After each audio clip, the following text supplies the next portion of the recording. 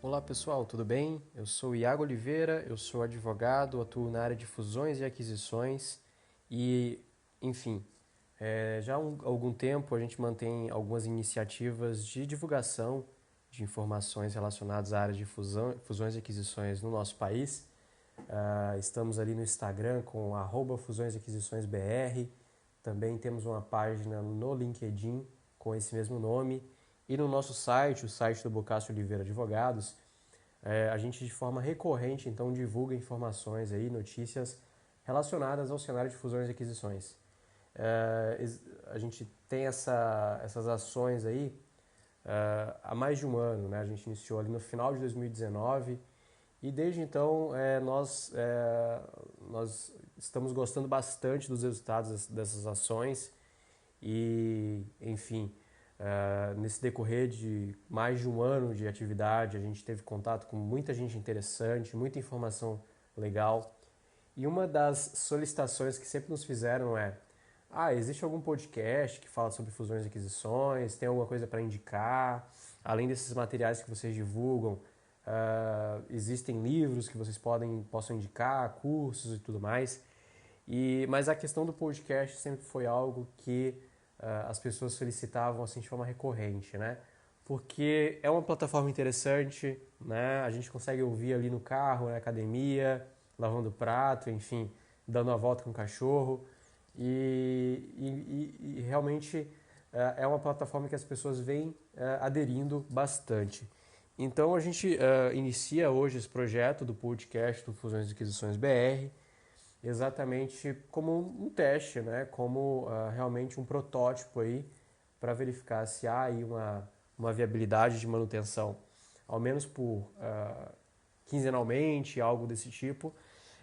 E a proposta é exatamente que a gente possa conversar sobre os últimos acontecimentos do mercado de fusões e aquisições no nosso país e também, algumas vezes, operações feitas em outros países que refletem na nossa economia e também contextualizar alguns temas importantes no cenário de fusões e aquisições, né? A proposta é que a gente traga pessoas interessantes do mercado para que de forma multidisciplinar essas pessoas possam conversar conosco sobre algumas perspectivas de mercado, o que elas vêm observando em relação ao cenário de fusões e aquisições no nosso país e também conversar sobre temas mais técnicos, né? Temas um pouco mais densos que muitas vezes os profissionais da área acabam tendo alguma certa dificuldade, algum desconhecimento. Então acho que a gente tem bastante coisa interessante para falar.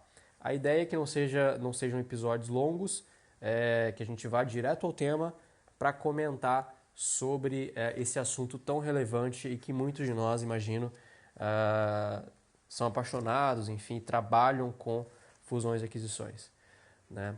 Então, assim, a ideia é que a gente fale de forma direta, sem muitos conceitos técnicos, né? Acho que vai ter oportunidade para adentrar em conceitos técnicos, mas a ideia realmente é inaugurar esse portal, tá? Então, assim, para iniciar, o que a gente pode falar, né? A área de fusões e aquisições, então, é uma área que vem crescendo de forma significativa no nosso país. Nos últimos anos e até no último ano, principalmente, essa área teve realmente aí uma significativa mudança, um significativo crescimento a partir aí da evolução da nossa economia, né? Em razão da pandemia, em razão de todo esse cenário de modificação aí da nossa sociedade, da nossa economia, o que a gente achava ali no início de 2020 que seria um impacto negativo, se mostrou ao contrário, realmente como um crescimento, né? Como uma oportunidade para o crescimento das fusões e aquisições no nosso país. Basicamente, não existe um conceito muito bem definido do que vem a ser fusão e aquisição. E aqui eu utilizo o termo em português, mas a sigla mais utilizada no mercado é M&A, né? Essa ideia do Mergers and Acquisitions, que é muito trabalhado nos Estados Unidos e em outros países.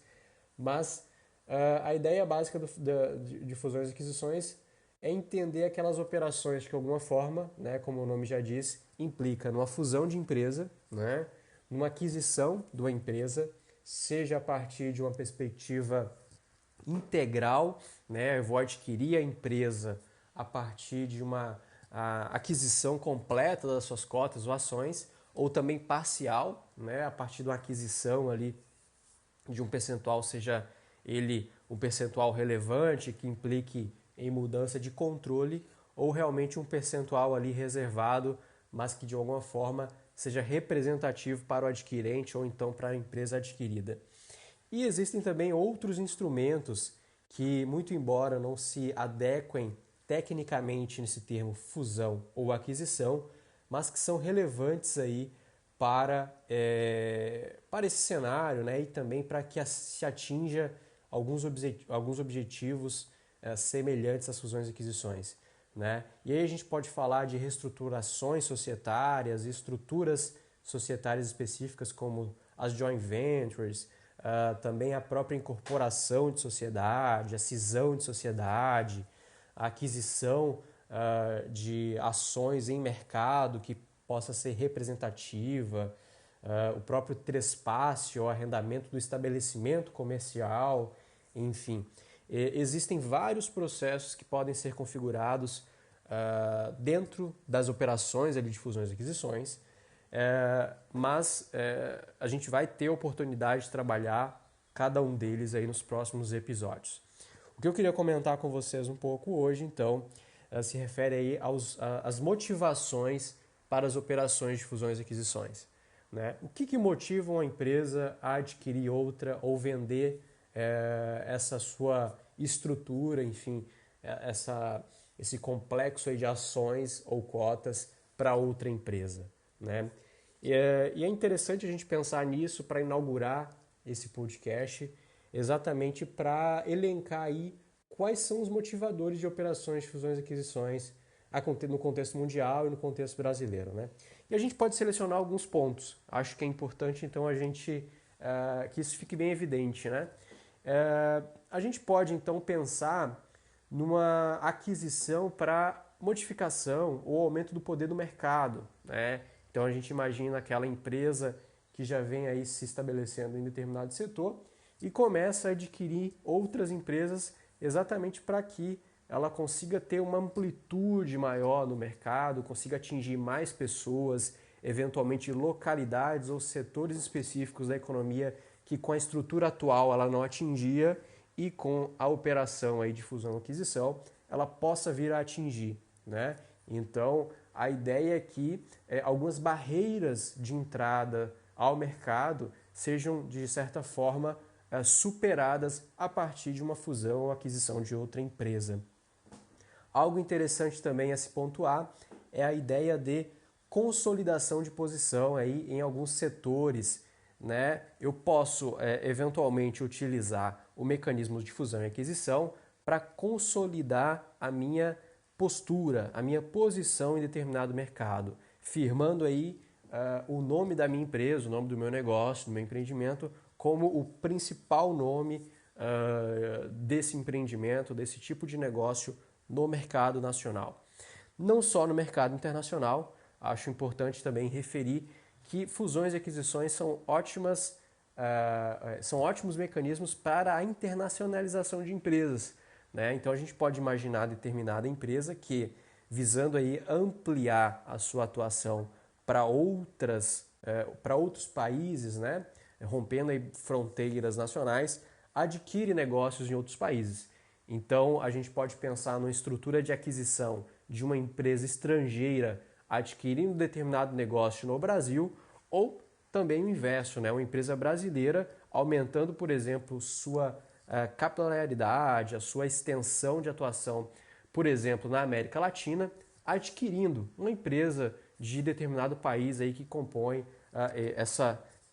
esse setor, essa localidade aí a nível mundial. Então, fusões e aquisições podem também ser utilizadas como ótimas estruturas e mecanismos para a internacionalização de empresas.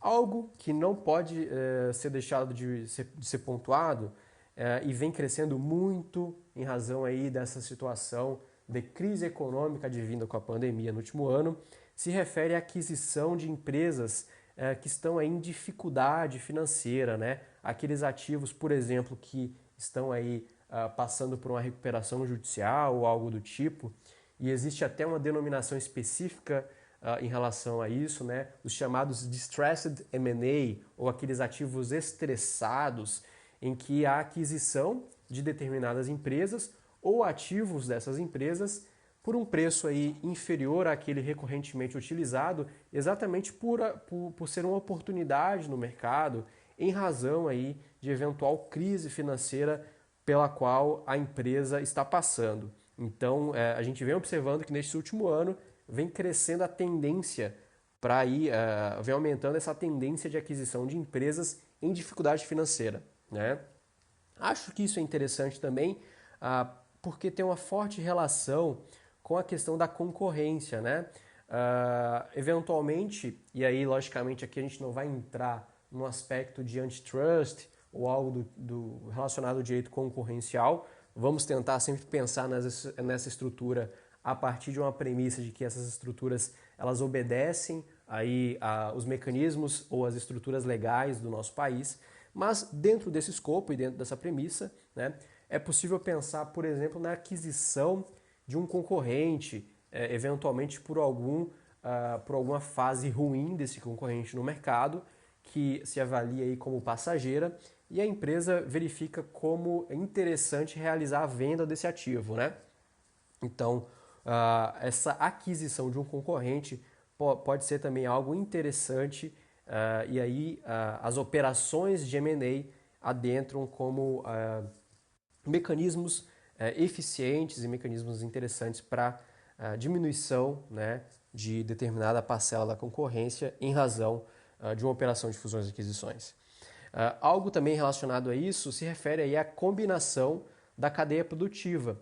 A gente pode pensar naquele tipo de relação comercial em que determinada empresa tem aí uma cadeia de fornecedores, né? Aquela cadeia de fornecedores que chega a ser recorrente, e vem então essa oportunidade, né? Por que não adquirir essa empresa? É uma empresa que a gente já mantém um relacionamento determinado tempo, há uma sinergia interessante com esse negócio, e a partir da estrutura de M&A, né, a partir da estrutura de fusões e aquisições, é possível então realizar a união desses negócios, seja através de uma fusão, propriamente dita, aí, ou né, da aquisição desse negócio pela empresa. Aí.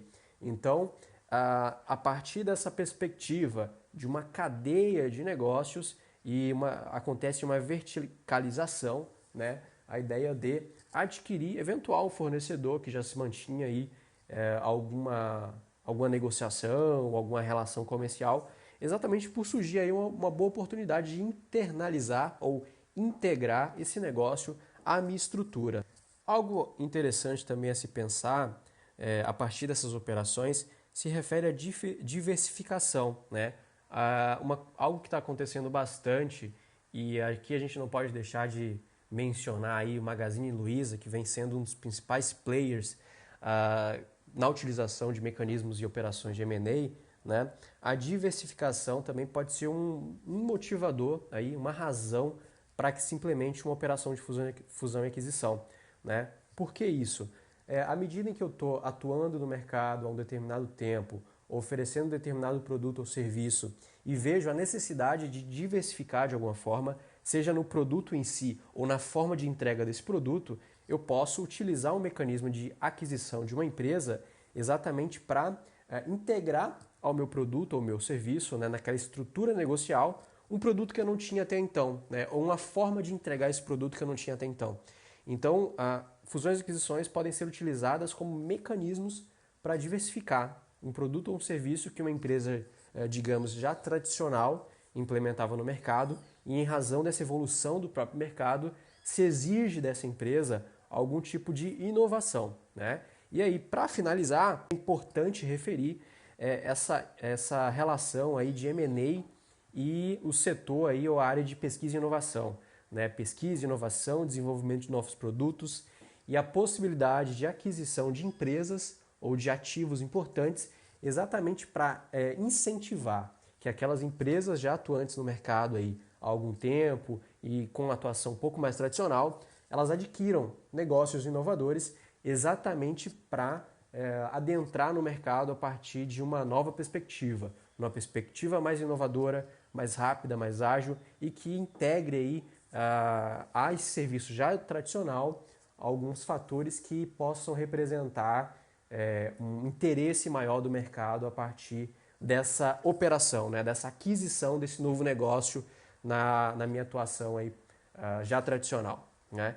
Então, eu gostaria de começar esse primeiro episódio relatando para vocês e comentando, enfim, com vocês, exatamente o que leva às fusões e aquisições, né? Eu acho que é importante a gente ter isso em mente para entender que fusões e aquisições são mecanismos ou são operações interessantes para crescimento de negócios no mercado. Existem uma série de motivadores, como a gente comentou aqui, e alguns outros que a gente não comentou ainda, mas pode comentar nos próximos episódios, enfim, para trazer então esses aspectos, né, do porquê operações de fusões e aquisições são interessantes, por que elas acontecem, né? Então, basicamente era isso.